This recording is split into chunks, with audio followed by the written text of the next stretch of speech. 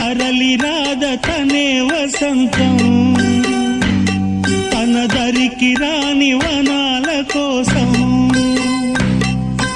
తరలి రాద తనే వసంతం తన దరికి రాని వనాల కోసం గగనాల దాకా అలసాగకుంటే మేఘాల రాగం ఇలా చేరుకోదా తరలి రాద తనే వసంతం తన దరికి రాని వనాల కోసం